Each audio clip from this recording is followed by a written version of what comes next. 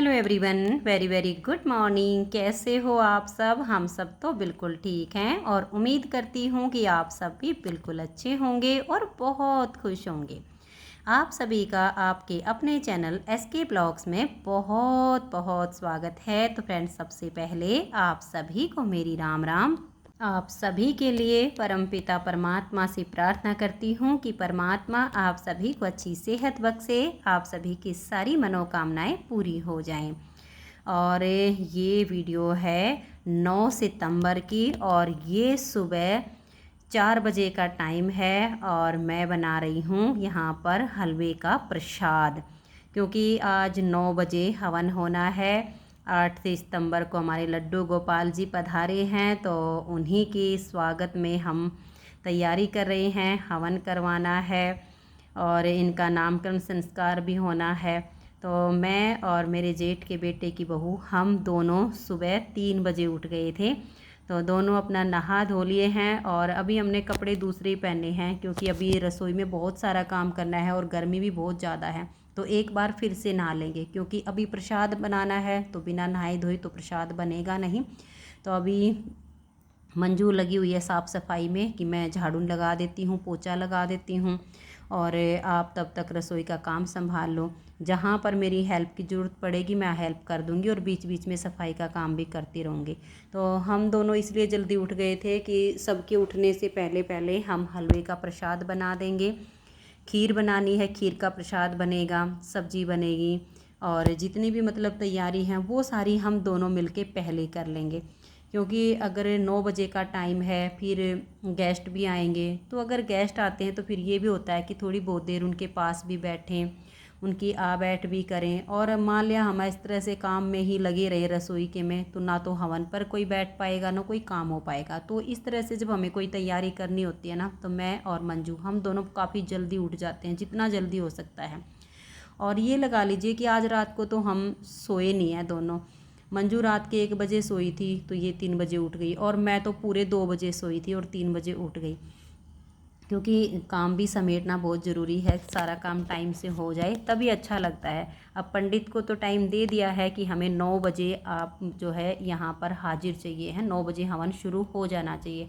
हाँ, ये है 9 बजे का टाइम देते हैं ना, तब कहीं जाकर वो 9:30 बजे तक आते हैं। आधा घंटा तो थोड़ा ऊपर नीचे हो जाता है, इसीलिए हमने 9 बजे का टाइम रखा है।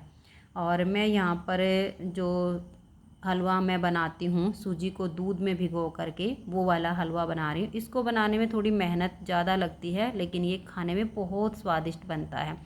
तो जब इसको स्टार्टिंग होती है तब तो काफ़ी मेहनत लगानी पड़ती है। और मैं यहाँ पर 1.5 किलो सूजी का हलवा बनाऊँगी। अब कोई 100 200 250 ग्राम का बनाना हो तो वो तो फिर भी थोड़ा जल्दी बन जाता है, लेकिन यहाँ पर मैंने 1.5 किलो सूजी का हलवा बनाना है, तो इतना प्रसाद तो लग ही जाएगा। तो यहाँ पर एक बड़े से पतीले में मैंने हलवे की पाँत बनने के लिए रख दी है, क्योंकि कढ़ाई में भुनने के बाद एक बार में सारा हलवा तैयार होगा नहीं। और फिर जैसे कढ़ाई हमारी लगभग इतनी होती हैं कि आधा किलो या 3 पाव सूजी का हलवा बन के और पात वगैरह डालने के बाद उसमें तैयार हो जाए, इतनी होती हैं।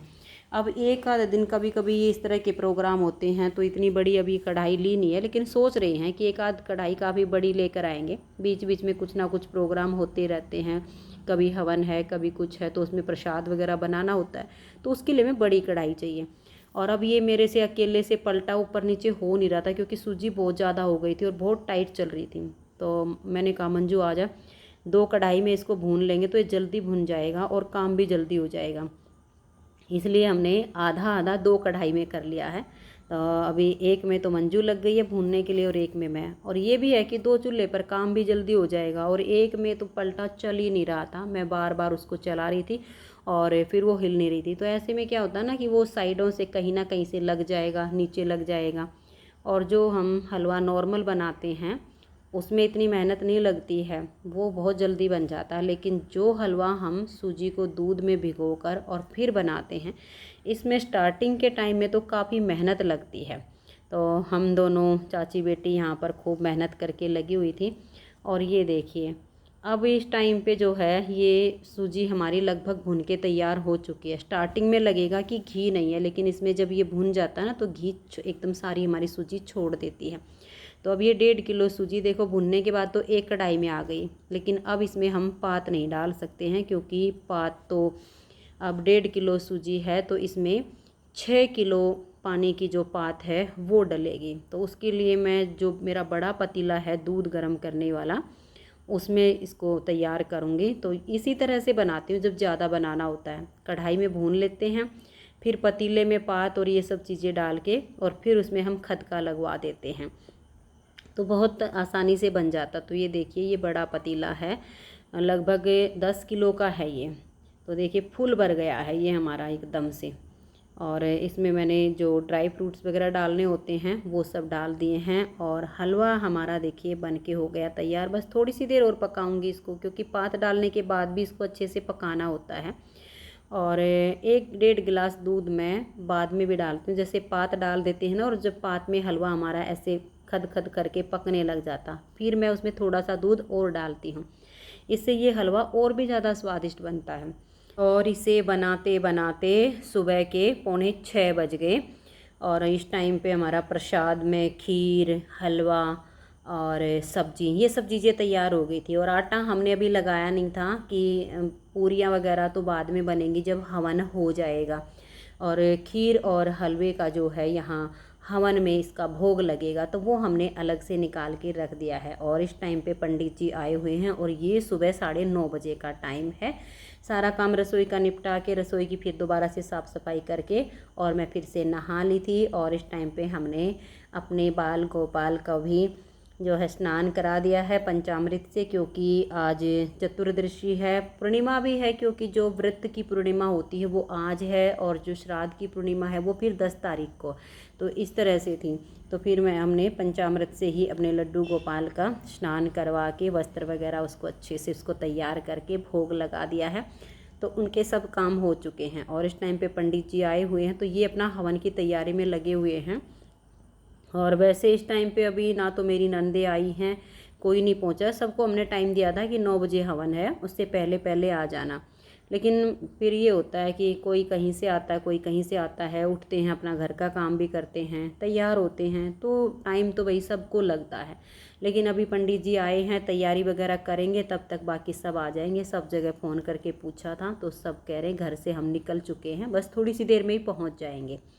तो यहाँ पर जो जो सामान पंडित जी मांग रहे हैं वो सब हम इनको ला कर दे रहे हैं।